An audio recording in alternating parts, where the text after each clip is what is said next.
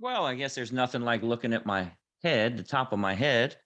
Good morning. Welcome to today's morning meeting. I'm Greg Luther, the one guy that meets with you every single day to help you in growing your real estate business here. And today we're going to talk a little bit about your emotions.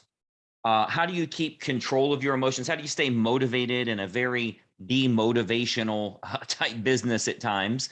There's good and bad to everything that we do. And really, I think it's the same in every industry. But the question is, how do you stay positive when life is throwing lots of stuff at you? With me coaching so many agents around the country here, it's very easy to fittingly to become Scrooge. It's very easy to get negative, be pessimistic, feel like I don't even know if I want to do this anymore. I don't know if this is for me. It's very easy for that to happen. And I'm afraid that's going to start happening a lot more as the market makes its adjustments. Those that are doing the right things, those that are thinking the right way, thus acting the right way, thus earning the right way, are the ones that are going to do well and they're going to thrive in this coming market. But I think one of the important things to note is there's always going to be more wins and there's always going to be more losses. I can promise you that's the case. If you played baseball or football or whatever, they literally call it a winning season. If you just win one more, then you lose, right? That's considered a winning season. A winning season versus a losing season is which one did we do more of? And it might literally be one game.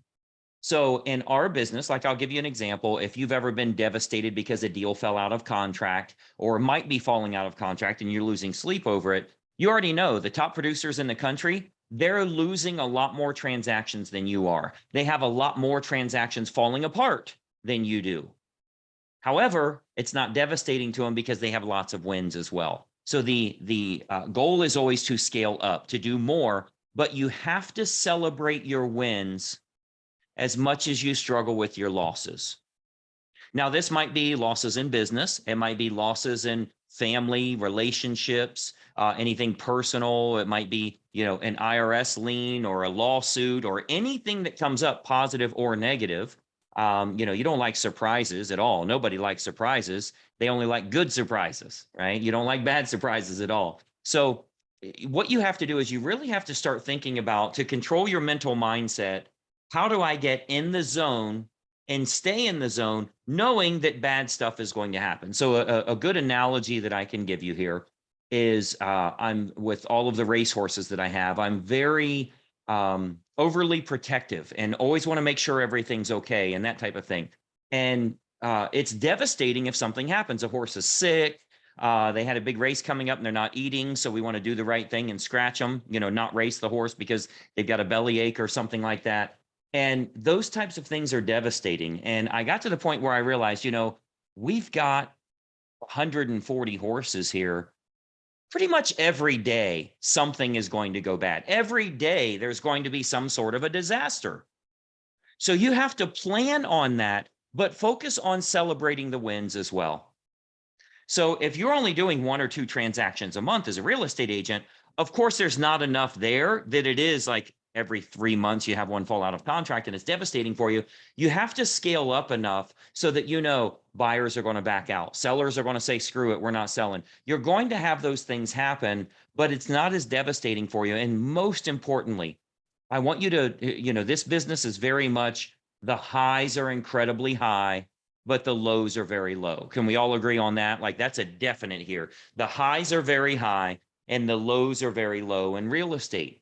So how do you balance out a little more? And I think part of that is when things are going well and you're taking on other listings and life seems to be going well, you sold one in a couple of days, you got a raving testimonial from one of your clients. You're like, man, everything's going well. I knew this was going to be my year. Just know that there's some bad shit coming. And let's live in the moment. Let's love what we're doing. Let's enjoy this and know this is one of the high times. And I'm really going to focus on this because I know there will be low times again. But just as there's always low times, it will come back. And that roller coaster will always be there, but it'll be less steep. The hills won't be as big if you can kind of level yourself out a little bit, right? And just ride it out. Know that, that when you're on top, I mean, it's just waves, right? That's what I talk about in the real or in the horse business is I say it's just waves. When you're on top of that wave, it's like, oh my gosh, we are on top of the world. Look at this. I can see everything. But when that wave goes down and you feel like you're in the middle of the ocean and you can't see anything around you and we're getting ready to drown, you have to wait it out because that wave's getting ready to go up again. And we are highly emotional beings. This is our livelihood. Like, this is what you do for a living. It's how you provide for your family. It's literally how you put food on the table. So you really have to think about how can I think accurately rather than emotionally? How can I be really high and be low at times as well, but give yourself a time frame? Many of you have heard the story of some of the bad things I've had happen to me. I had a fiance when I was engaged that set me up, literally set me up and recorded everything and all of that, asked strategic questions to get me into a lawsuit. That was financially and emotionally devastating. I've had IRS problems. That was emotionally devastating, losing sleep at night and those types of things. I've been through a lot of that stuff, and I'm sure you have as well. We've all been through those sorts of things. But I decided a long time ago that I'm going to give myself 24 hours. If a really bad thing happens to me, I'm going to give it 24 hours. I'm going to break some shit. I'm going to scream and cry. I'm going to not want to do nothing. I'll sit in bed. I'll do whatever, but the clock is ticking because at 24 hours and 1 minute, you get your ass in gear and it's time to get going again. You got to give yourself time, but you don't get like pain is inevitable. Suffering is a choice. You get to decide how long you want to suffer. You can deal with that pain forever, but you've got to deal with that suffering and decide how long you want to deal with that because it's going to affect your business. It's going to affect your livelihood. It's going to affect your retirement. It may actually affect the rest of your life for years to come if you don't get back on that horse and start riding. So I want you to think about giving more emphasis to your wins so that the losses don't hurt as bad, but know there will be both. I can promise you that big deal you're really excited to get in contract, there might be a 50-50 shot the thing falls apart and you just had too much riding on it. So I want you to plan for those things and really understand that a winning season is what you're looking for. You're looking for, in our case, we're looking for a lot more wins than we have losses, but know that there's going to be losses and know this is part of the process. You can't let it get you down because it will affect you emotionally, which then means it affects your actions. That affects your results. And then that affects your confidence in staying involved in the business at all, or who you are as an agent, or, all of the thoughts that go through our mind. You are the best out there. You are good at what you do. You just have to have that confidence built at all times and know that sometimes you can play your heart out and you still lose the game. All we've got to do is play again tomorrow. That's it. So, I think it's really important for you to get that part right. I had a mentor of mine, still a mentor of mine, but years and years ago, he told me, I'm like, man, what do you do like when everything seems to be going bad and you truly are having a bad day? Like this thing hits you and then this thing hits you and then this thing hits you and you're like, what's next? How am I going to how do I stay focused and what do I do? He said, here's what you have to tell yourself. And this is very good advice. I use it today. When everything's being thrown at you, you only have to say one thing. It's 2 words. Just say 2 words to yourself. When everything's being thrown at you and you're trying so hard and everything else, here's what I want you to say. Fuck it.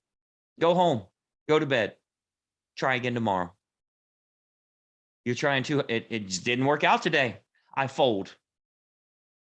I can take the half day off and I can go home and I can sit on the couch with a blanket and watch TV and fuck it. We're going to do it again tomorrow.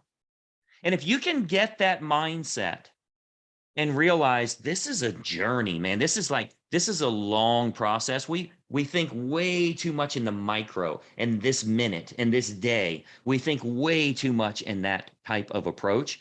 You need to decide some days, you know what, man, I showed up to the field and I didn't have it that day. So I went home. Everything was being thrown at me, even if it wasn't my fault. I just had a lot of bad stuff happening. And I said, you know what?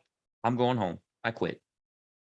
And then I can start, but I'll probably start earlier the next morning because I was well rested. I got my mental mindset right. And I realized there actually is a real life out here. There is other shit I could be doing. And I think that's really good advice for all of us here. Again, put more emphasis on your wins so that the losses don't hurt as bad. And don't get so emotional about it. Look at that long range program. Remember why you're going through this, why you're dealing with this, because you do have a big why. And there's going to be wins and there's going to be losses. And sometimes, those losses hurt. Fortunately, they don't have a press conference right after you get off the field, right? So if they had a press conference, you guys sit there and tell everybody why it didn't work out. You can just kind of keep it to yourself and start fresh tomorrow. Hopefully that's inspirational for you. I'm excited to have you as a member with Greg Luther Inner Circle. I always love your comments below, by the way. So leave your comments below. Let me know your thoughts on this. Have you ever found that you always give a lot more emphasis to your losses than you do your wins? Let me know your thoughts on it. Any advice you've had, any advice that's worked for you, or what your thoughts are on this. I'm Greg Luther. We'll see you tomorrow. Bye-bye for now.